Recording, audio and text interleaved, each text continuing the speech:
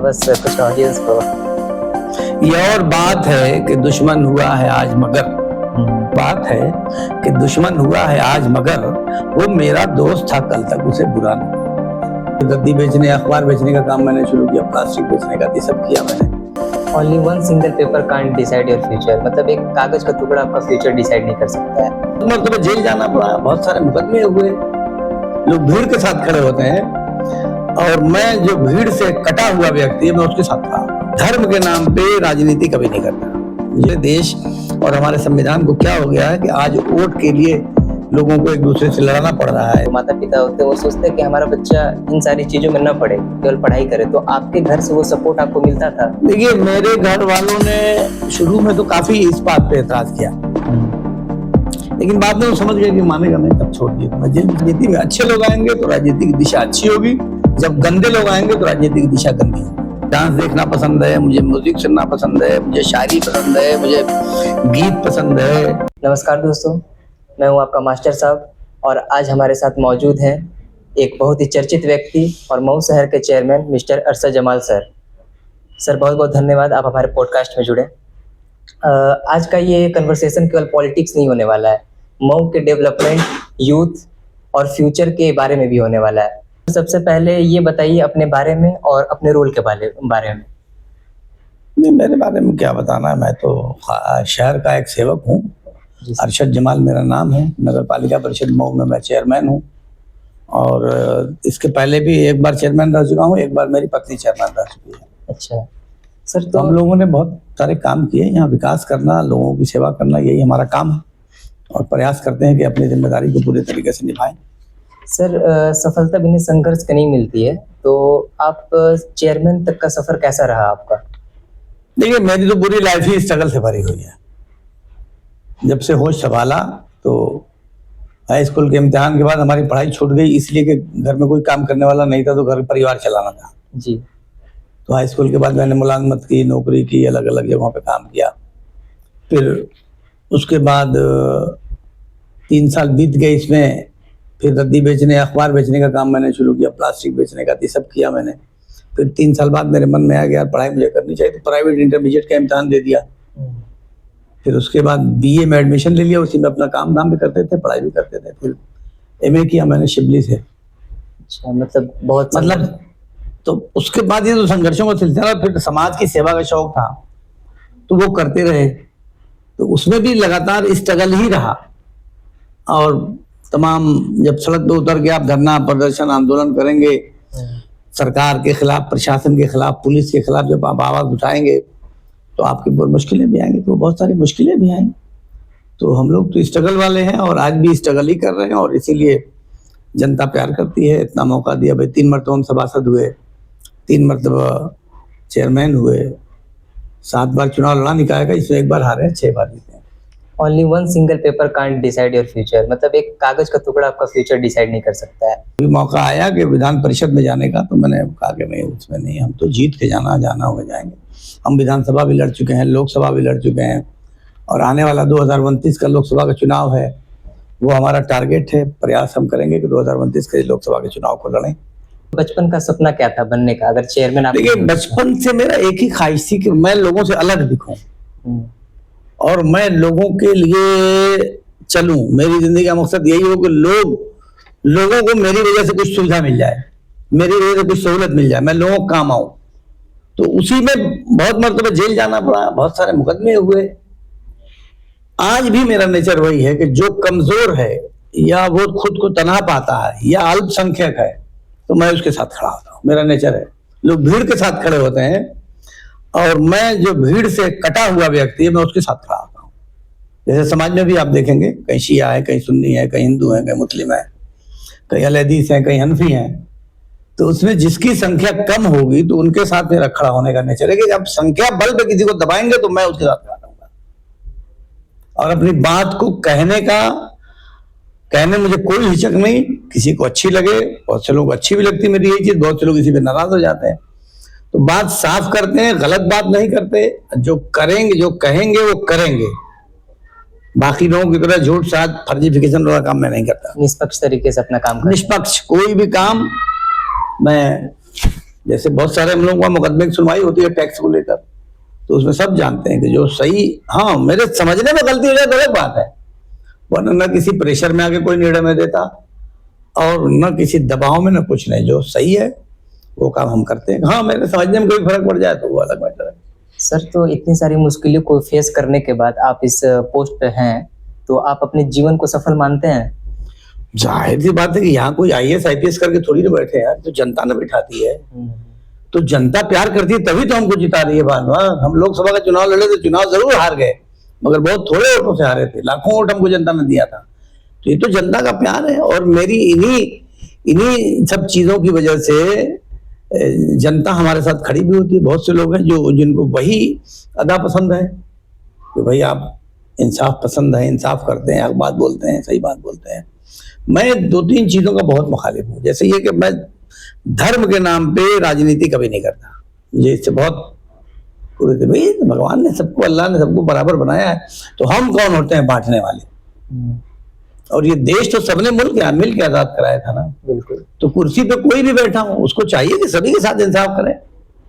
और मुझे बहुत कष्ट होती है जब कोई पद पे बैठा हुआ बड़ा व्यक्ति कम्युनल बात करता है, चाहे कोई भी हो, चाहे मैं स्टेट से लेवल से हो, चाहे केंद्र के सरकार के लेवल से हो, मैं सभी के लिए बात कह रहा हूँ। कोई भी कुर्सी पे बैठा हुआ व्यक्ति कम्युनल बात करता है, बहुत तकलीफ होती है और रोना आता है कि आखिर हमारे देश और हमारे संविधान को क्या हो गया है कि आज वोट के लिए लोगों को एक दूसरे से लड़ाना पड़ रहा है, एक दूसरे से भिड़ाना पड़ रहा है। चिंताजनक बात है। सर, तो आपको लोगों का प्यार तो मिलता ही है, लेकिन आप कभी कभी ये देखते होंगे कि आप कुछ भी कर लें, कुछ लोग संतुष्ट नहीं होते हैं, उनके लिए आप क्या कहना चाहेंगे? नहीं, देखिए, कभी इससे घबराना नहीं चाहिए। आप सही दिशा में चलिए। कौन संतुष्ट होता है, कौन संतुष्ट नहीं होता, सभी को संतुष्ट करके आप इंसाफ नहीं कर सकते। जो आदमी जिस आदमी की कोई शिकायत ना करे, समझ लो पक्का नाकारा आदमी है। कोई भी काम करने वाले व्यक्ति का सभी खुश हो ही नहीं सकते, संभव ही नहीं है। जब आप काम करोगे तो सही और गलत में निर्णय लेना पड़ेगा। जैसे मेरे वहां 2 लोग अगर आते हैं, नाली का विवाद है, तो मैं कभी नहीं कहता कि भैया ये तो झगड़ा है, आप लोग जाइए तय करके आइए। हमसे पहले के लोग यही करते थे कि भैया आप लोग जाइए तय। भाई हम किस बात के लिए चेयरमैन है? हम चेयरमैन हैं, कचहरी में आप जाइए, जज आपसे अगर कह दे कि भाई जाइए आप लोग आपस में फैसला कर लीजिए, तो फिर जज आप किस बात के लिए? तो हम जिम्मेदारी की कुर्सी पे बैठे हुए हैं, तो अगर विवाद आता है तो विवादों को सही और गलत के पैमाने पे निस्तारित करना पड़ेगा। ये एक अच्छे प्रशासक का काम है, तो मैं निस्तारित करता हूँ। मैं कभी नहीं घबराता कहाँ वोट बिगड़ रहा है, कहाँ वोट बन रहा है, कौन नाराज हो रहा है, कौन खुश हो रहा है। हाँ, लेकिन मुझे अगर कोई कहता है कि यहाँ आपने ये गलत किया, तो मैं उसको गंभीरता से सुनता हूँ और उसका बुरा नहीं मानता कभी भी। क्रिटिसाइज से सीखने की मेरी आदत है। बहुत सारे पत्रकार साथी बैठे हुए हैं, पूछिए, कभी मैंने इनसे एतराज करता कि आपने क्यों मेरे खिलाफ लिखा। भाई आप खिलाफ भी लिखते हैं तो उसमें हम कुछ ना कुछ हमको मिलता ही है सीखने को। हम अपनी कमियों को दूर करते हैं, गलतियों से सीखा जाता है। गलतियों से सीखा जाता है। सर, लीडरशिप का सबसे बड़ा लेसन आपने कहाँ से सीखा? अब देखिए, लीडरशिप में तो मेरी राजनीति की अगर शुरुआत कहेंगे तो माननीय मुलायम सिंह से हुई। और मुलायम सिंह से मुझको मुलाकात कराने वाले काजी मुजाहिदुल इस्लाम कासमी और अली मियां नदवी रहे। इन दोनों लोगों ने पर्सनल लॉ बोर्ड के अध्यक्ष थे, इन लोगों ने मेरी मुलाकात कराई थी और ज्वाइनिंग भी इन्हीं लोगों के कहने से मैंने नेताजी के साथ की थी। और राजनीति में इसलिए मुझको आना पड़ गया कि मैं उससे पहले नेताजी से मेरा बहुत गहरा ताल्लुक था, और मैं अहमद हसन साहब के माध्यम से मुस्लिम जो लीडरशिप है नेशनल लेवल की, उनके बीच में और नेताजी के बीच में कोऑर्डिनेशन का काम करता था। अच्छा, एज कोऑर्डिनेटर। हाँ, कभी नेताजी को जरूरत है, इन लोगों से मिलना चाहते हैं, तो मैं वो करता था मिलने का इंतजाम, या कभी इन लोगों को कोई मैसेज देना है तो मैं अहमद हसन साहब के माध्यम से नेताजी तक। तो नेताजी बहुत प्यार करते थे, बहुत सम्मान भी करते थे। मुझे जिला अध्यक्ष बनाया यहाँ का, मुझे उन्होंने लोकसभा का टिकट दिया, चेयरमैन का टिकट दिया। और जब मैं जेल में था तो फोन करते थे, उन्होंने तमाम नेताओं को भेजा। मैं जैसे जेल से छूट के आया हूँ तो रक्षा मंत्री थे उस जमाने में, वो आए। मैंने उर्दू का एक अखबार शुरू किया था, बांगे मशरिक, उसका विमोचन करने के लिए वो रक्षा मंत्री गए थे, हेलीकॉप्टर से आए। तो सर, तो जब आप ये सब काम जैसे स्टार्ट कर रहे थे तो आपको जेल भी फेस करना पड़ा, जैसे आपने कहा। कई बार जेल तो जाना। क्या फीलिंग उस टाइम पहली बार आपकी रही कि मुझे जेल जाना पड़ रहा है, ये सारी चीजें? अब देखिए, इन सब चीजों से जो आप काम सही कर रहे हैं, तो उस पर मेरे ऊपर कोई आरोप नहीं था। मेरे ऊपर आरोप सिर्फ ये था कि अफवाह फैलाने का आरोप लगा। तो अफवाह फैलाने का आरोप तो जब पुलिस को किसी को अंदर करना होता है तो वो कोई ना कोई चार्ज बनाती है, तो वही चार्ज बना था। एक बार तो वो बना था, एक मर्तबा नगर पालिका का घेराव किया था हम लोगों ने बहुत तगड़े में, नाली खोल के छोड़ दिया था नगर पालिका ने, एक गरीब आदमी का दीवार गिर गई तो हम लोगों ने उसका घेराव किया था, उसमें मुकदमा हुआ था। उसमें फिर बुनकरों का आंदोलन कर रहे थे एक मर्तबा, उसमें कुछ ईटा पत्थर चला, वहां उसमें जेल जाना पड़ गया। तो इसी तरह के माध्यम पे मेरे ऊपर जितने मुकदमे, कोई भी मेरा निजी मुकदमा नहीं, मेरा किसी से कोई झगड़ा नहीं सर। तो जैसे सब पब्लिक के लिए लड़ते हुए मुकदमा है। सर, जैसे इंडिया में जो पेरेंट्स होते हैं, जो माता पिता होते हैं, वो सोचते हैं कि हमारा बच्चा इन सारी चीजों में न पड़े, केवल पढ़ाई करे, तो आपके घर से वो सपोर्ट आपको मिलता था? देखिए, मेरे घर वालों ने शुरू में तो काफी इस बात पे एतराज किया, लेकिन बाद में वो समझ गए कि मानेगा नहीं, तब छोड़ दिए। तो मैं जेल भी चला जाता था तो भी ठीक है, जमानत कराते थे। अच्छा। और बाकी मेरे मित्र अहबाब बहुत अच्छे थे, तो मेरे हर मुश्किल दौर में साथ देते। मेरे दोस्त खड़े हुए हमेशा, जो लोग भी हैं सर। और उन्हीं के बल पर आज मैं यहाँ तक पहुंचा हूँ। सर, सबसे मुश्किल डिसीजन आपका क्या रहा है अब तक का? मुश्किल डिसीजन कोई एक नहीं है ना। जैसे मेरे लिए मुश्किल टाइम आया 2023 में, मैंने तो पूरी जिंदगी अपनी समाजवादी पार्टी के साथ गुजार दी। 37 साल में समाजवादी पार्टी की स्थापना से पहले से मैं मुलायम सिंह के साथ हूँ। अच्छा। 92 में स्थापना हुई है और मैं 86-87 से नेताजी के साथ हूँ। तो नेताजी जनता पार्टी में गए, जनता दल में गए, तो जहां नेताजी जाते हैं वहां उनके साथ हम लोग भी रहते हैं। तो 1992 में समाजवादी पार्टी गठन हुआ, लगातार है। लेकिन 2023 में चेयरमैन का टिकट मुझे समाजवादी पार्टी ने दिया पहले, और कल पर्चा भरने की आखिरी तारीख है, तो आज एक दिन पहले शाम को मेरा टिकट काट दिया। तो वो मेरे लिए काफी मुश्किल समय था, लेकिन एक घंटे के अंदर अंदर मैंने पहली मर्तबा दल बदला। तो मैं बहुजन समाज पार्टी में गया, बहन जी से उसी दिन मिला, एक घंटे के अंदर फिर उन्होंने मुझे टिकट दिया और मैं चुनाव लड़ा और जीता। रिजल्ट आप सब लोगों के सामने है। अभी जैसे चूंकि मेरा बहुत गहरा संबंध समाजवादी पार्टी के साथ रहा है, लेकिन ये कि मैं एक जगह हूं तो वहां संतुष्ट हूं, तो संबंध बना हुआ है दोनों तरफ। तो बहुत से लोगों के दिमाग में आता है कि क्या फिर पार्टी बदलेंगे, ऐसा कुछ नहीं है। हम तो जहां हैं संतुष्ट हैं और यहीं रहना है। सर, आज के जो युवा हैं, यूथ है, जो पॉलिटिक्स में उतरना चाहते हैं, उनके लिए आप क्या एडवाइस देना चाहते हैं? देखिए, ये मैं बार बार कहता हूं, अपना कोई भी संबोधन होता है, लेख होता है, तो मैं सब जगह कहता हूं कि राजनीति में नौजवानों की आमद बहुत कमजोर है, बहुत कम है। राजनीति कोई भी चीज अच्छी या बुरी क्यों होती है? कोई भी चीज अच्छी या बुरी इसलिए होती है कि जब अच्छे लोग आते हैं तो अच्छा होता है, बुरे लोग आते हैं तो बुरा होता है। इसी राजनीति में जब धोती और कुर्ता पहनकर गांधी जी के जमाने में जो लोग आते थे, तो वो जो जिधर से गुजरते थे वो लोगों के सम्मान में नजरें झुक जाती थी। और उसी धोती और कुर्ते में, पजामे और कुर्ते में आज के नेता जाते हैं तो नेताओं का सम्मान नहीं है। तो इस पर नेताओं को, जो पॉलिटिकल लोग हैं, उनको सोचना चाहिए कि आखिर लोगों के मन से आपका सम्मान क्यों कम हो रहा है। ये बहुत सोचने वाली बात है और आपने सही सवाल उठाया। तो चूंकि राजनीति बहुत टफ चीज है, आसान नहीं है। आप बिजनेस 100 लोग करेंगे तो उसमें 50 लोग जरूर कामयाब हो जाएंगे, लेकिन राजनीति 500 लोग करेंगे तो 1-2 लोग कामयाब होंगे। और इसीलिए देख लीजिए कि राजनीति में कोई अपने परिवार को डालना नहीं चाहता। जैसे मऊ की मैं मिसाल देता हूं, मौलाना रहमान नुमानी सांसद थे, उन्होंने अपने परिवार का नहीं किसी को डाला। मौलाना अब्दुल लतीफ नुमानी विधायक थे, उन्होंने अपने परिवार का किसी को नहीं डाला। मौलाना रहमान आदमी विधायक थे, उन्होंने अपने परिवार से किसी को नहीं डाला। इधर नए जमाने में आ जाइए तो सालिम अंसारी, उन्होंने भी अपने परिवार से किसी को नहीं डाला। मैं खुद चेयरमैन हूं शहर का, मैंने भी अपने परिवार को राजनीति में नहीं डाला। मेरा एक बेटा है, क्योंकि बेटा राजनीति में आ जाएगा तो बिजनेस कौन करेगा, और बिजनेस नहीं रहेगा तो रोटी कहां से आएगी। अब हम लोग राजनीति पे डिपेंड थोड़ी ना है, और न राजनीति की रोटी खाते हैं। रोटी अपने पैसे की खाते हैं, जो कमाते हैं, मेरी औलाद जो कमाती है, मैं जो कमाता हूँ। आज भी राजनीति से हटकर मैं सुबह भी 2 घंटा बिजनेस के लिए टाइम देता हूँ और शाम को भी 2 घंटा बिजनेस के लिए टाइम देता हूँ। तो अब इसमें इन्हीं की वजह से राजनीति बहुत घाटे का सौदा है। जो नहीं है उसको लगता है बड़े नफे का सौदा है। अगर नफे का सौदा है तो आते कौन है लोग। तो मैं दावत देता हूं तमाम नौजवानों को कि इसमें आने की जरूरत है, क्योंकि अगर आप समाज के लिए कुछ काम करना चाहते हैं तो आपके पास पावर नहीं हो तो कुछ नहीं कर सकते। तो पावर तो राजनीति में है, आपके पास करोड़ों अरबों रुपया हो जाए, आपके पास कोई पावर नहीं है। लेकिन राजनीति में अगर आप एक सिंपल से सभासद भी है तो आपका पावर है। तो पावर गेन करिए। अगर समाज के लिए कुछ करना चाहते हो तो राजनीति में आवे, और जब राजनीति में अच्छे लोग आएंगे तो राजनीति की दिशा अच्छी होगी, जब गंदे लोग आएंगे तो राजनीति की दिशा गंदी होगी। जैसे आपने कहा जैसे पॉलिटिक्स बहुत कठिन चीज है, मुश्किल है, तो आप कैसे प्रेशर्स को हैंडल करते हैं? देखिए, इसी में जो भी आपके ऊपर जो भी काम आए या जो भी मुश्किल काम आए, तो मुश्किल तो जिंदगी में, आप राजनीति में नहीं है तो भी ऐसा थोड़ी ना कि आपकी जिंदगी एकदम सहल है, आसान है। अब भी मुश्किलें आती हैं, लेकिन जिन मुश्किलों को हल करने के लिए आपने मन मस्तिष्क बनाया हुआ, उसे आप हल कर ले रहे हैं। राजनीति की मुश्किलों को हल करने के लिए आपने दिमाग नहीं बनाया है तो आप नहीं हल कर पा रहे हैं। हम लोग राजनीति में है तो मन बना के आए कि अब इसमें रहना है और करना है और बनना है कुछ ना कुछ, तो पहुंचे। बहुत से लोग इसमें कामयाब हुए, कुछ लोग हादसाती तौर पर जीत जाते हैं। जैसे इम्तियाज कामरेड साहब विधायक हुए थे, उनकी एक बात मैं हमेशा याद रखता हूं कि पद पर एमपी, एमएलए, चेयरमैन तो कोई भी हो सकता है, हादसाती तौर से जीत जाता है, मगर नेता सब कोई नहीं हो सकता। मुझसे उन्होंने आज के 40 साल पहले कहा था कि नेता बनने का प्रयास करो।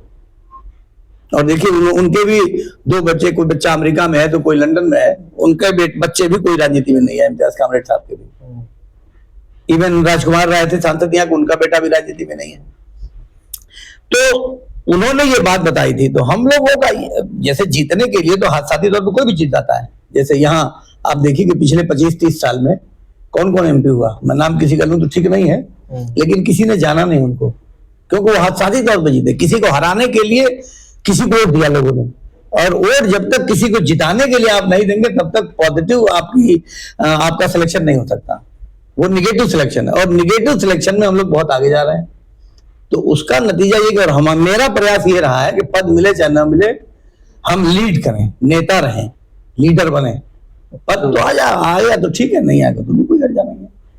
तो लीडर बनने की कोशिश करनी चाहिए, न कि पद पाने की कोशिश करनी चाहिए। पद तो आपके पीछे घूमने लगेगा, अगर आप लीडर बन जाएंगे तो पद घूमने लगेगा। अगर आप सच्चा नेता बन जाते हैं तो लीडर बनिए, नेता बनिए। सर, आप अपने हमारे ऑडियंस को अपने अथॉरिटी और वर्क प्रोफाइल के बारे में थोड़ा सा बताएं। अथॉरिटी का जैसे मेरा तो ये बहुत सीधा मानना है कि दायित्व और अधिकार एक साथ चलता है। जब आपके पास अधिकार बढ़ेगा तो इसे ही दायित्व बढ़ता चला जाएगा। तो इन दोनों को संतुलित करते हुए अपने अधिकारों का जो इस्तेमाल करेगा, उससे लोगों को शिकायतें कम होंगी और वो जनता के लिए ज्यादा लाभदायक होगा।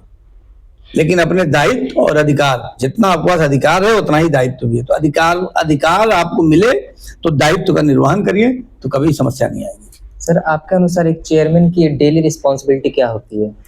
जैसे ये कि उपलब्धता किसी भी लीडर की, चेयरमैन की जिम्मेदारी ज्यादा है, उससे भी ज्यादा तो मैं देखता हूँ सभासद लोगों की जिम्मेदारी है। सभासद को एक एक काम के लिए जनता खोजती है, और फिर उसके बाद चेयरमैन को खोजती है, विधायक को उससे बहुत कम खोजती है, और एमपी को भी बहुत कम खोजती है। तो जनता तो ग्रास रूट पे जो उनके करीब है, जो उपलब्ध है, उसी को तलाशती है, उसी सारा काम कहती है। सबसे पहले सभासद के पास जाती है, फिर चेयरमैन के पास आती है। तो हम तो जनता से कनेक्ट हैं, 24 घंटे उपलब्ध हैं। मैं रात को 3 बजे से पहले कभी नहीं सोता। जब लोग सो के उठने लगते हैं तब मैं सोने जाता हूँ कि कब किसको रात में क्या काम पड़ जाए। तो रात में अगर 2 बजे भी किसी को जरूरत है तो और कोई आए जाए ना, अरशद जमाल तो उपलब्ध ही रहेंगे, उसको मिलेंगे। कोई एक्सीडेंट हो जाए, हादसा हो जाए, कोई बात हो जाए। सर, मऊ के लिए आपकी प्रायोरिटी क्या रही है शुरू से? देखिए, मैं तो 2000 में पहली मरतबा चेयरमैन हुआ, पावर पहली मरतबा मिला। तो आप की उम्र कम है, जो उस वक्त के लोग हैं, आप उनसे पूछिएगा कि पहले कैसा मैं था, मऊ था, और अब कैसा मऊ है। पहले चेयरमैन के अख्तियार, पावर को, दायित्व को कोई समझता ही नहीं था। चेयरमैन तो पहले भी होते थे, मगर कभी नगर पालिका की बात नहीं होती थी। जब से मैं चेयरमैन हुआ तब से नगर पालिका एजेंडे में आया। अब नगर पालिका में लोग चर्चा करते हैं, चेयरमैन की बात करते हैं, नगर पालिका की बात करते हैं, क्योंकि मैंने पावर दिखाया और पावर का इस्तेमाल किया। आप हैरत करेंगे कि कोई थाना ऐसा नहीं जिसको मैंने टैक्स न लगाया, कलेक्ट्रेट, जुडिशरी, क्योंकि जब आपकी आय होगी तभी आप तो जनता पे खर्च करेंगे ना। और सरकार भी यही कहती है, टारगेट देती है कि टारगेट को पूरा करिए, तो उस हिसाब से करना पड़ता है। हम सभी जगह काम करते हैं, कौन विभाग ऐसा है जहाँ नगर पालिका कुछ ना कुछ काम न करती है। सर, आपके कार्यकाल में मऊ में क्या क्या प्रगति हुई बताएं। देखिए, सबसे बड़ा काम तो सफाई में मऊ में हुआ। सरकार इधर मैं देख रहा हूँ 2005 से डोर टू डोर कलेक्शन की बात कर रही है, लेकिन मैंने 2001 में शुरू किया था डोर टू डोर कलेक्शन। अपने कर्मचारियों को सीटी दिया था, हमने घंटी दिया था कि जिस गली से गुजरो तो सीटी बजाओ ताकि लोग जान जाए कूड़े वाला आ गया, लागने फेंके ना। मोहल्लों मोहल्लों में मीटिंग करके लोगों को समझाता था भाई कूड़ा मत फेंकिए, हम उठाएंगे कूड़ा ना, आप वहां से आके लेंगे। ये निजाम हमने किया। पूरी नगर पालिका को कंप्यूटराइज, पूरे यूपी में किसी नगर पालिका में नहीं था कंप्यूटराइजेशन, मैंने किया उसको। ये हो रहा है ऐसे। पेयजल के लिए इतनी अच्छी व्यवस्था, मेरी गारंटी है कि पूरे यूपी में कहीं नहीं होगी, पूरे हिंदुस्तान में नहीं होगी। हम 24 घंटे में, कुछ इलाके तो ऐसे हैं जहाँ 24 घंटा पानी आता है, और कुछ इलाके ऐसे हैं जहाँ 12 घंटा पानी आता है। 12 घंटा से कम तो शायद ही कहीं पूरे मुंह में आता होगा, लेकिन 18 घंटा 24 घंटा पानी आता है। कुछ इलाके ऐसे हैं जहाँ 24 घंटा जब बटन दबाई तब पानी। तो पेयजल की इतनी, जिसे इसी हमने 2.5 साल के कार्यकाल में 100 नलकूप लगाए, और आने वाले, अभी हमारी जरूरत नहीं थी, लेकिन आने वाले 10 साल फ्यूचर प्लान के लिए। क्षेत्रफल पहले 40 स्क्वायर किलोमीटर हमारा था, अब 120 स्क्वायर किलोमीटर हो गया। तो उन सब लोगों को कैसे पानी, साफ पानी मिले, उसकी व्यवस्था हम लोग अभी से कर रहे हैं। कोई भी काम प्लानिंग के तहत किया जाता है। तो सफाई हो गई, पेयजल हो गया। जल निकासी के मामले में बहुत मैंने काम किया, जहां जहां इधर नदी तक और उधर आपके मुंशीपुरा होते हुए भैंसई नदी तक जल निकासी की पूरी व्यवस्था की। मऊ में कहीं भी कोई जल भराव आधे घंटे से ज्यादा का नहीं होता। तो बहुत बड़ा काम ये किया, और सारा काम मेरा ही रिजीम का किया हुआ है, चाहे इस रिजीम में, चाहे उससे पहले के रिजीम में। तो मेन ये काम, ये सब ज्यादा जरूरी है कि प्लानिंग के तहत काम किया जाए। तो हम लोग ये देखते हैं कि किस क्षेत्र में ज्यादा जरूरत है। हमको इससे कोई मतलब नहीं कि वो क्षेत्र हिंदू का है, मुसलमान का है, किस बिरादरी का है। हाँ, मेरी लेकिन फोकस मेरा जरूर होता है कि अगर दलित बस्तियों में, राजभर बस्तियों की स्थिति बहुत खराब थी जब मैं आया था, चौहान बस्तियों की स्थिति बहुत खराब थी। ये जो पिछड़े हुए लोग हैं, चाहे सामाजिक तौर से, चाहे माशी तौर से, जो बहुत पिछड़े हुए लोग हैं, तो उनको ऊपर उठाने के लिए मेरा एक सपना होता है, और उनकी बस्तियों में भी विकास को पहुंचाना मैं अपनी जिम्मेदारी समझता हूं। और आज किसी भी दलित बस्ती में भी आप जाएंगे तो आपको काम दिखेगा। किसी राजभर बस्ती में जाइए, चौहान बस्ती में जाइए, सब जगह आपको काम दिखेगा। सर, ये जो हमारे मऊ की नदी तमसा नदी है, उस पर क्या साफ सफाई की क्या प्लानिंग चल रही है उस पर?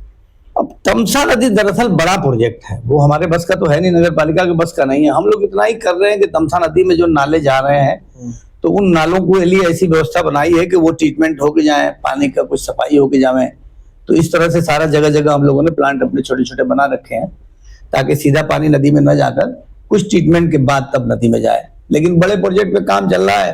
मेरी खुशकिस्मती है कि माननीय नगर विकास मंत्री, माननीय ऊर्जा मंत्री हमारे ही नगर पालिका क्षेत्र के रहने वाले हैं। तो इस रिजीम में उसका काफी हमको लाभ मिल रहा है। बहुत सी योजनाएं उन्हीं की मेहरबानी से सुगृहित हो जा रही हैं।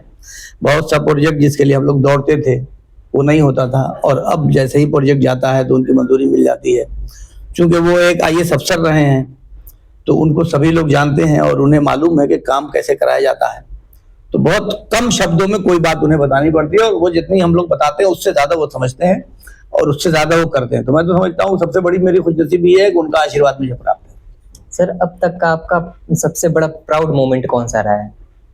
देखिए, जितनी भी हम लोग जनता की खिदमत कर लें वो मेरा प्राउड मोमेंट है, लेकिन मैं 2-3 काम आपको बताता हूं जो मेरे लिए बहुत ऐतिहासिक है। नंबर 1 तो बुनकरों को फ्लैट रेट की बिजली उपलब्ध कराने में 2006 में मैंने बहुत प्रयास किया, और लोगों ने भी मुझसे पहले भी कुछ प्रयास करे, लेकिन हुआ वो काम मेरे ही हाथों। तो जाहिर बात, जिसके हाथों होगा गुडविल तो उसी को जाना है। वो काम कराया था। फिर इधर आके नई सरकार जब बीजेपी की आई तो इन्होंने उस फ्लैट रेट को खत्म कर दिया था। फिर हम लोगों ने सरकार से लगातार बात किया और दोबारा फ्लैट रेट बहाल हुआ, तो ये काम भी मेरे ही हाथ होगा। तो मैं इसको एक बहुत बड़ा अपना काम, बहुत बड़ा अचीवमेंट मानता हूँ, क्योंकि यहाँ बुनकर हैं, पेशे से मैं भी बुनकर हूँ। तो बुनकरों की सुविधा के लिए हमें काम किया जाना बहुत जरूरी। लाखों की संख्या में यहाँ पावरलूम में लाखों की संख्या में बुनकर हैं।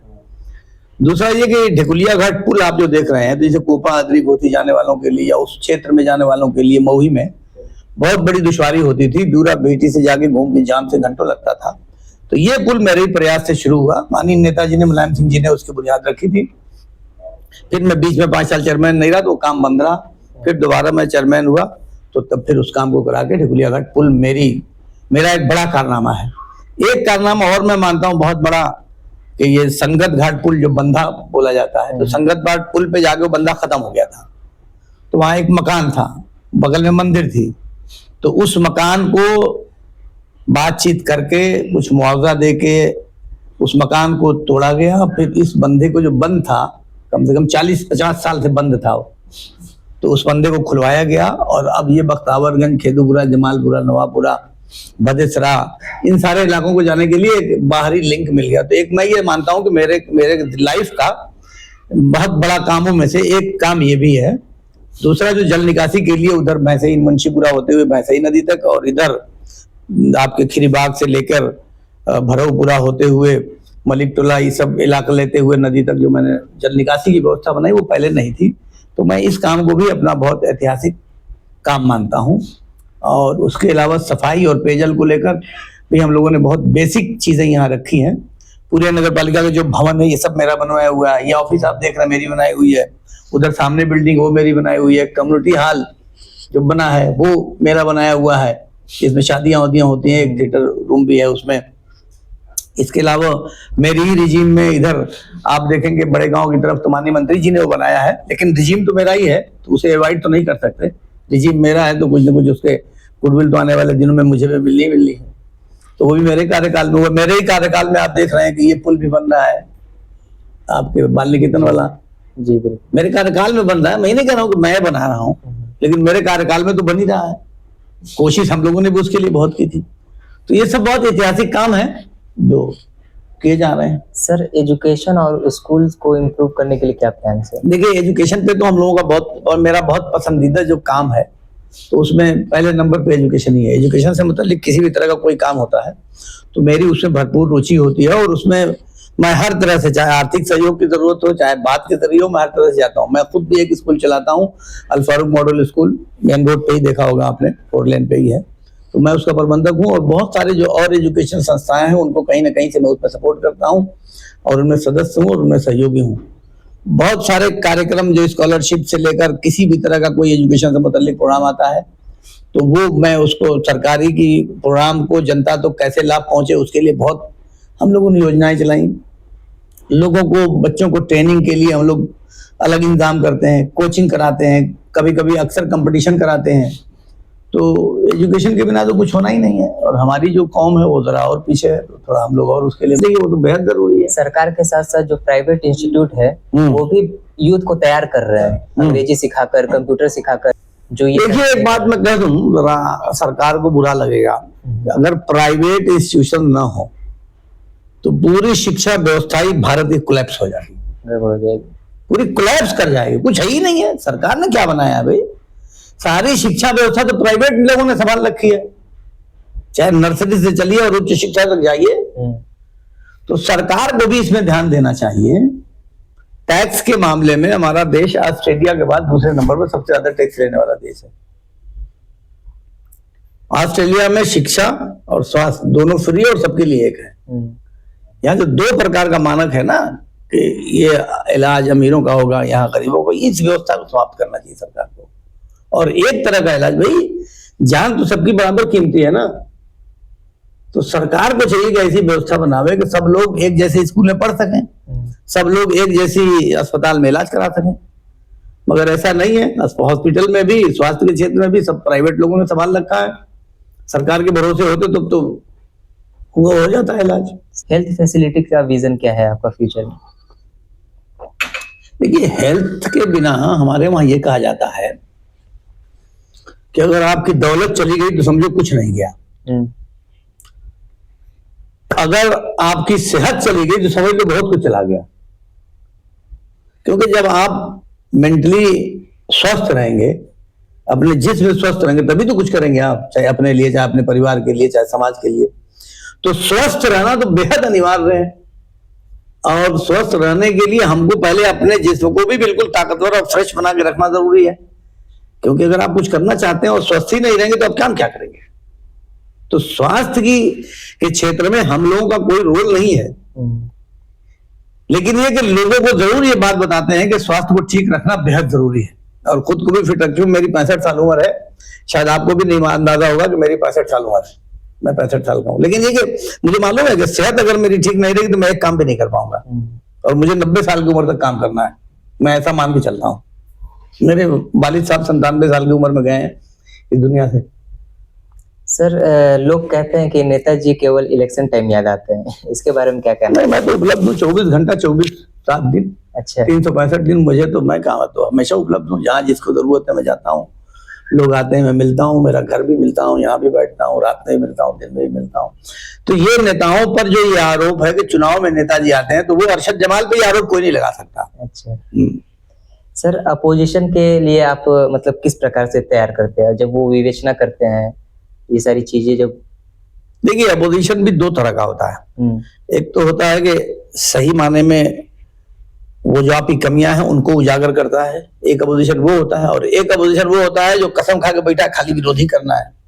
तो मैं उसकी तो बातें नहीं करता, जो जाति और निजी तौर से विरोधी हैं, जैसे पत्रकारों में भी एक आध लोग हैं जो हमेशा विरोधी करते हैं, तो हम कभी नोटिस ही नहीं लेते, वो खुद तो लग रहे हैं। लेकिन जो सही माने में आपकी कमियों को लिखता है या बोलता है या बढ़ता है, तो उसको तो मैं बहुत सम्मान करता हूं, क्योंकि उससे मुझे लगता है कि मेरी कमियां मेरे सामने आ जाती हैं और मैं उन कमियों को सुधारने का प्रयास करता हूं। सर, आपको लगता है कि आपके कार्यकाल में आपने कुछ गलत डिसीजन लिया हो मऊ के लिए?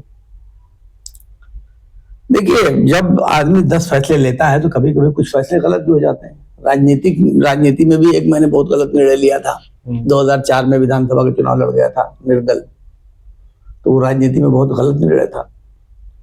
तो उस खाई जो उसमें जो नुकसान हुआ, उस नुकसान को भरने मुझे कई साल लग गया।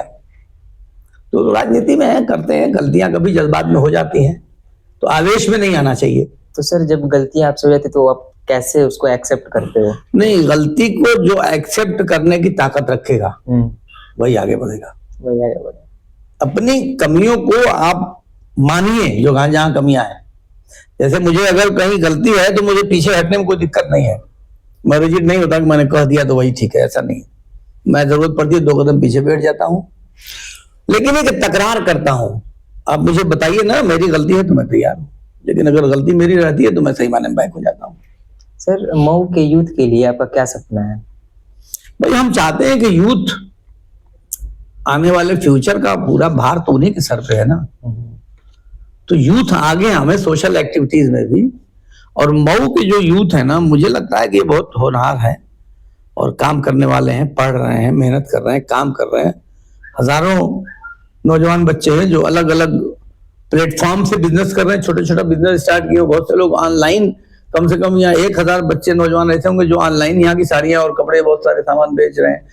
अभी यहाँ एक एक्सपो लगाया था कुछ नौजवान लड़कों ने ही, तो उसमें मैंने देखा कि बहुत सारे प्रोडक्ट मऊ में बन रहे हैं जो लड़कियां बना रही हैं। उस प्रोडक्ट को मैंने वहां देखा तो मुझे खुद बड़ी हैरत हुई। तो नौजवानों को तो जो उनके अंदर क्वालिटी है, उस क्वालिटी को पब्लिक के सामने ले आना चाहिए, और आप में कितनी भी काबिलियत है, काबिलियत को प्रूव करना पड़ेगा।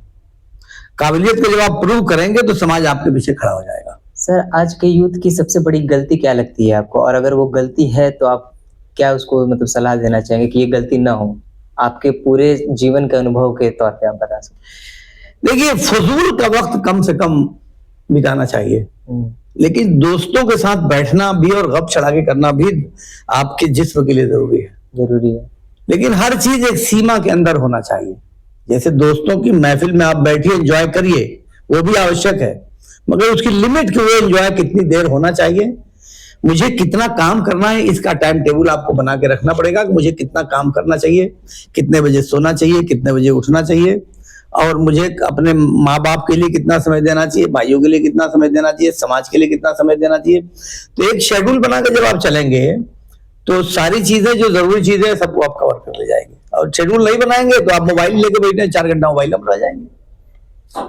सर, पॉडकास्ट को थोड़ा इंटरेस्टिंग बनाने के लिए कुछ पर्सनल क्वेश्चंस हैं। आपको जो समझ में पूछिए ना, रैपिड फायर, आपको 1 वर्ड में आंसर आप पूछिए, जो समझ में आपको पूछिए। जहां फंस जाऊंगा मैं सरेंडर कर जाऊंगा, मुझे क्या। सर, आपके अनुसार आपको क्या कौन सा शहर पसंद है, मऊ या लखनऊ?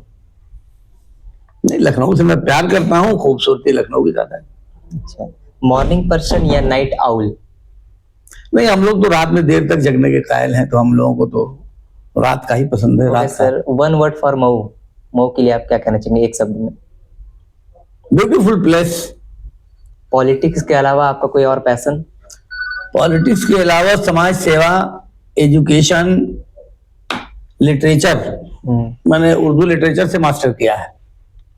लिटरेचर भी मेरा, शेरो शायरी बहुत शौक है मुझे। जितने भी एक्स्ट्रा करिकुलर एक्टिविटीज हैं वो सब में इंटरेस्ट है। मुझे डांस देखना पसंद है, मुझे म्यूजिक सुनना पसंद है, मुझे शायरी पसंद है, मुझे गीत पसंद है। सर तो कुछ हाँ, कुछ शायरी आप 2 लाइन हमारे ऑडियंस को। अब चलिए शायरी के जब मूड होगा 2 लाइन का हम घंटों आपको सुना सकते नहीं सर, बस कुछ ऑडियंस को। ये और बात है कि दुश्मन हुआ है आज मगर, जैसे बहुत सारे लोग नहीं नाराज हो जाते हैं, मुखालिफ हो जाते हैं जी, तो उसको उस पर नाराज नहीं होना चाहिए। तो उस पर एक शेर है कि ये और बात है कि दुश्मन हुआ है आज मगर, वो मेरा दोस्त था कल तक, उसे बुरा न कहो। वाह सर, मऊ के लोगों के लिए आपका क्या मैसेज है? नहीं, मऊ के नौजवानों से तो मैं फिर बार बार एक ही बात कहता हूं कि पॉलिटिक्स में रुचि बहुत कम रख रहे हैं, ये ठीक नहीं है। पॉलिटिक्स में मऊ के नौजवानों को रुझान बढ़ाना चाहिए और एक्टिव पॉलिटिक्स में आना चाहिए। और पॉलिटिक्स ऐसी चीज नहीं है कि आप फौरन उसका रिजल्ट पा जाएंगे। वो लॉन्ग टर्म की चीज है। पेड़ लगाएंगे आज तो फल मिलेगा कल, लेकिन ये कि फौरन जो फल के इंतजार में रहेगा वो पॉलिटिक्स में कभी कामयाब नहीं होगा। सर आने वाले 5 साल में मऊ के लिए आपका क्या विजन है? 5 साल में मऊ को मैं एक बहुत ही विकसित और आदर्श नगर देखना चाहता हूं कि जहां पेयजल की दिक्कत ना हो, जहां सफाई हो, जहां शिक्षा का अच्छा इंतजाम हो, जहां लाइट की अच्छी व्यवस्था हो और सड़कें अच्छी हो, रास्ते अच्छे हों, लोगों का व्यवहार अच्छा हो, उठने बैठने के लिए पार्क हो। ये सारा सपना है जिसको हम लोग पूरा कर रहे हैं और उम्मीद है कि हम लोग इसको पूरा करेंगे भी। सफाई में तो हमारा शहर आपके 738 निकायों में से 12वें स्थान पे आया है। मेरी ख्वाहिश है कि वो 12 में से और नीचे आए और हम कम से कम 4थे-5वें स्थान तक पहुंचे, ये पूरे यूपी में। सर आप तो अपने तरीके से पूरी कोशिश कर रहे हैं मऊ को एक अच्छा शहर बनाने के लिए, तो आपको पब्लिक से क्या एक्सपेक्टेशंस है कि पब्लिक आपके किस प्रकार से हेल्प कर सकते हैं? देखिए, पब्लिक तो सब तरह से हेल्प करती ही है, पब्लिक से हमको कोई शिकायत नहीं है। पब्लिक तो यहाँ की बहुत सपोर्टिंग नेचर की है। आप अपने नेचर को ठीक रखेंगे तो पब्लिक तो आपके सपोर्ट में खड़ी रहेगी। पब्लिक से तो जो कहा जा रहा है वो कर ही रही है। जैसे हम लोगों ने अभियान चलाया कि लोग कूड़ा न फेंके बाहर, तो उसमें 90% लोग नहीं बाहर फेंक रहे। अब 10% तो उसमें बिगड़े के सही है, तो उनको भी ठीक करने का प्रयास किया जा रहा है। जैसे हम समझाते हैं कि फजूल पानी ना खर्च करो, सब लोग ऑटो स्टॉपर लगाओ अपने पानी की टंकी में। पानी तो बहुत कीमती चीज है, तो पानी वेस्ट ना हो। तो ज्यादातर लोगों ने लगा रखा है, कुछ लोगों ने नहीं लगाया है। बाकी मऊ के जो नौजवान हैं वो बहुत ही होनहार हैं, हजारों हजार की तादाद में अपने माँ बाप के लिए गल्फ कंट्रीज में जाके कमा रहे हैं, दिन रात मेहनत कर रहे हैं। ये तो बहुत अच्छी सोच है ना। सर आवाम सिर्फ वादे नहीं नतीजे मांगती है, इसके बारे में क्या ख्याल है आपका? अब मैं तो कह रहा हूँ वादे का कोई मतलब ही नहीं है, नतीजे का ही कुल मतलब है। नतीजे का वादा होता जनता नहीं सुनती हो, जनता तो जानती वादा होता नहीं जी, वो देखती कर क्या आप रहे हैं। वादा तो लोग करते ही रहते हैं, वादे से क्या मतलब है। जनता बहुत तगड़ा फिल्टर लगाती है। अब मऊ की जनता बहुत तगड़ा लगाती है और वोट यहाँ के लोग बहुत सोच विचार के देते हैं। आंख बंद करके वोट यहाँ के लोग नहीं देते, बहुत टारगेटेड वोटिंग करते हैं। और अगर काम आप करेंगे तो उसी को मानते हैं। आप वादा कितनों करिए कोई नहीं सुनता, कुछ दिन तक वाहवाही चलती है लेकिन फिर वो सब निकल जाता है, उसका कोई मतलब नहीं निकलता। सर लास्ट में हमारे ऑडियंस जो मऊ के आम जनता है वो आपसे अगर कांटेक्ट करना चाहें किसी भी परेशानी के लिए तो वो कैसे कर सकते हैं? भाई मैं तो यहाँ बैठता हूँ, जुमा और मंगल को तो जरूर बैठता हूँ। शाम में मेरा फिक्स है, सारे अधिकारी भी रहते हैं 2 घंटे के लिए 3 से 5। बाकी दिन आज देखिए शनिचर में ऑफिस में बैठा काम कर रहा हूँ, उतनी फाइलें उधर पड़ी हुई हैं अभी। और उसके अलावा मैं घर सुबह मिलता हूँ 11 बजे से लेकर 2 बजे तक। रात में भी बैठता हूँ मैं 9 बजे से रात 11 बजे तक। तो ये तो मेरे बैठने का जगह जगह टाइम हो गया। बाकी मोबाइल है, कहीं भी कोई भी किसी भी टाइम कोई कॉल करे तो मैं कॉल उठाता हूँ, नहीं उठाता हूँ तो बाय द वे फिर मैं कॉल बैक करता हूँ। सर आज की बातचीत से हमें सिर्फ मऊ के प्रेजेंट के बारे में ही नहीं पता चला बल्कि फ्यूचर विजन्स के बारे में भी पता चला। तो चेयरमैन सर बहुत बहुत धन्यवाद, आप हमारे पॉडकास्ट में जुड़े और अपना कीमती समय दिए, इसके लिए बहुत बहुत धन्यवाद। और जी देखिए मैं भी एक बात कहूंगा, इस पूरा जो इंटरव्यू इन्होंने किया है, क्या नाम है आपका? सर मेरा नाम कुशाल कुमार चंद्रवंशी। कुशाल कुमार चंद्रवंशी जी, तो इनकी उम्र जो है देखिए बहुत कम अभी लग रही है। और जब इन्होंने कहा कि मैं इंटरव्यू करना चाहता हूँ आपका, तो मैंने कहा ठीक है तैयारी करके लेकिन आइएगा। क्योंकि यहाँ के जो पत्रकार हैं जितने भी हैं, तो मैं सबसे कहता हूँ यार आप लोग इंटरव्यू करने आते हो तो कम से कम लिख लिया करो ना, एक कागज पे नोट करके आओ। अच्छे पत्रकार की यही अलामत है। आप सब कुछ छोड़े रहते हो दिमाग में तो आपका सवाल नहीं रहते, और जब आपका सवाल नहीं रहते तो फिर इंटरव्यू देने में मजा नहीं आता। तो मैं बहुत घबराता हूँ, इंटरव्यू की बात करते हैं तो मैं टालता हूँ। क्योंकि इंटरव्यू करने का मतलब आपका सवाल होना चाहिए ना। तो आपने इतनी कम उम्र में और जिस तरह के सवालात तैयार किए हैं, तो इसके लिए मेरी बहुत शुभकामना है, बहुत आपको बधाई है। धन्यवाद सर। तो मऊ के लोगों, अगर आपको ये कन्वर्सेशन पसंद आती है तो इसे शेयर करें, क्योंकि मऊ के लोगों तक सही बात पहुंचनी चाहिए। मिलते हैं नए पॉडकास्ट में, तब तक के लिए धन्यवाद।